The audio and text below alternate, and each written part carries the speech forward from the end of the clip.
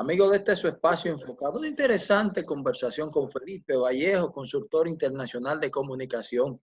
Al hacer la pausa, Felipe, yo decía de aquella estrategia que todos conocimos como el cambio va. Una estrategia de comunicación acertada y desde tu óptica, ¿cómo la ves? Bueno, había cierta resistencia en algunos sectores de la población porque la incertidumbre nunca es buena, nunca es algo que la población pueda darle la bienvenida. De hecho, cuando hay una crisis de esta magnitud, lo que invita es a la mesura, al camino que ya conocemos. De ese eslogan se agarró, por ejemplo, Leonel Fernández cuando hablaba del camino seguro, de retomar la dirección correcta, porque si tú hablabas con la gente en la calle, decía, oye, Leonel Fernández es el candidato idóneo para liderar esta situación, pero no tenía algo que era algo que debe tener todo candidato, que es muy importante, es que la gente crea que real y efectivamente tiene posibilidades de ganar la presidencia.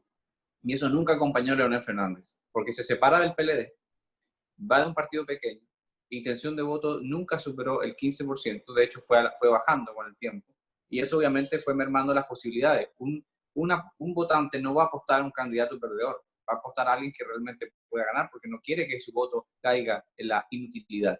Entonces, el cambio va, fue un mensaje que comenzó a calar desde el año 2016, cuando Luis Abinader quedó como líder total del PRM, porque venía de una carrera ascendente. En el 2012 fue candidato a vicepresidente con Hipólito Mejía. Luego queda bastante bien posicionado y es candidato en el 16, obviamente contra el todopoderoso Danilo Medina en ese momento, que nadie le ganaba. Nadie le ganaba a Danilo Medina, por supuesto, porque estaba en el gobierno, tenía una popularidad altísima y estaba habilitado para reelegirse. Era imposible ganarle al presidente Danilo Medina en ese momento, pero queda con una buena cuota de poder, porque gana muchos diputados, gana senadores, gana alcaldes, va haciendo su propia fuerza, tanto al interno como al externo del PRM, y llega entonces con este cambio va. La Gallup más reciente indica que uno de los grandes motores de la población para votar por Luis Abinader era la necesidad de un cambio. No porque Luis Abinader representara en persona fielmente el cambio, era porque él era la carta ganadora para sacar al PLD, que significaba entonces el fin de un ciclo y el inicio de una nueva etapa. El cambio va, encierra esa necesidad de cambio, pero también ese hartazgo que tenía la población luego de 16 años continuos de un mismo partido gobernante. Muy bien, Felipe, excelente. Felipe, quisiera ver tu óptica ya, porque ha iniciado una explicación en cuanto a lo que tiene que ver con ese llamado cambio, pero veíamos que Gonzalo Castillo presentaba una opción de cambio, porque no era Danilo Medina, era Gonzalo Castillo. ¿Qué tú crees que influyó para que Gonzalo no conectara, como bien tú has dicho, con eso que la población buscaba como un cambio o decir una opción diferente que no fuera Danilo Medina? Gonzalo Castillo representaba la continuidad por más que se quisiera diferenciar. De hecho, si te fijas en la campaña en el marco de la pandemia, lo que menos explotó fue la sigla del PLD, porque era lo que más rechazo despertaba. Se agarró de sus empresas privadas, de Elidosa muy particularmente, para, digamos, capitalizar un perfil solidario. Gonzalo Castillo se encontró en el peor momento de la historia del PLD porque se posicionó en el medio entre dos colosos, que había un fuego cruzado. Danilo Medina lo elige a dedillo, es decir, tú eres mi candidato, porque cuando él se baja en julio del año pasado, dice, no voy a intentar reformar la Constitución, pero pido sangre nueva, hablándole directamente a Leonel Fernández. También comienza a dar señal de que Gonzalo Castillo es su candidato y pasa por encima de todos los otros precandidatos, Reinaldo Pared, Carlos Amarante, etc. Luego se inmiscuye en una batalla interna en la campaña de las primarias que deja muy lacerado al PLD. La noche del 6 de octubre del 2019 fue el principio del fin del PLD como lo conocemos, porque fue el quiebre irreversible de los dos liderazgos. En agosto del mismo año, el 16 de agosto del mismo año, en la Cámara de Diputados no le dan la presidencia a la Cámara de Móstoles Martínez. Ese es el quiebre institucional del PLD. Y el quiebre definitivo es el 20 de octubre del año 2019, cuando Leonel Fernández anuncia que se va del PLD. Gonzalo Castillo asume, es un candidato que no tiene grandes capacidades oratorias, tiene el aparato del Estado detrás, pero tiene que arrastrar un gobierno que tiene 8 años, de un partido que tiene 16 años consecutivos y de un PLD que está completamente dividido. Esas fueron las condiciones en las que Gonzalo Castillo fue candidato a la presidencia y logró sacar un 37%, muy lejos del más del 60% que había sacado Danilo Medina. Por tanto, podían poner un muy buen candidato y aún así era altamente improbable que el PLD retuviera el poder, por el principio fundamental de que no importa lo que pase, si un partido dividido quiere retener el poder, es muy difícil. Y si quiere asumir el poder, dividido tampoco lo va a lograr. Felipe, hay algo que no se puede dejar de preguntarte.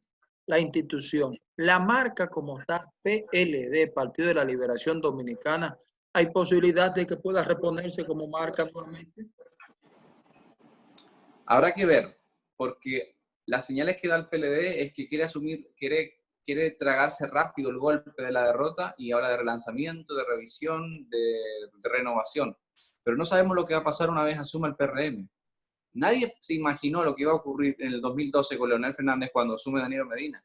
Fueron los peores 8 años de la vida política de Leonel Fernández, precisamente los 8 años de Danilo Medina de su mismo partido.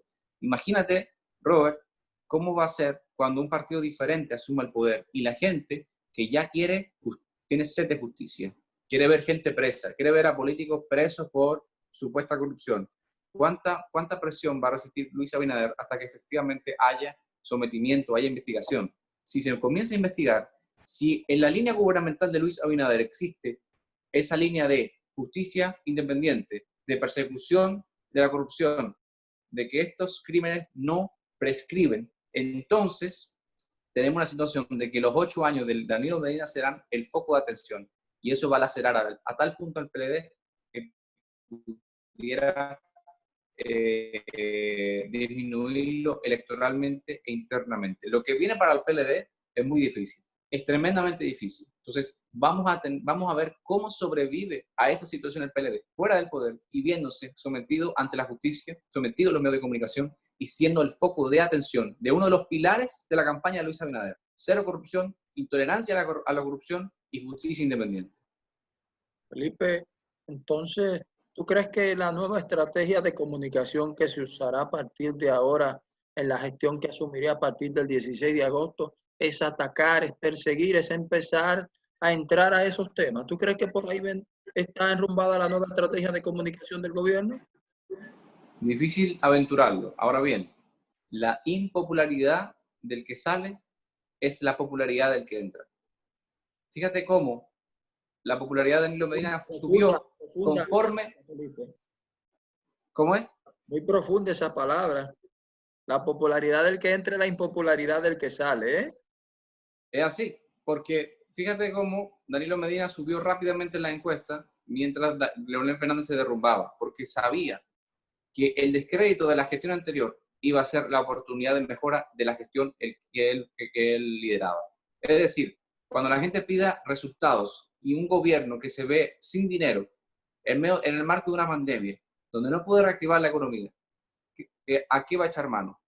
A culpar al que estaba antes, por razones obvias. ¿Qué dijo Danilo Medina en el 2012 cuando asumió el poder? Cuando se vio que tenía que reformar, que tenía que buscar una reforma fiscal.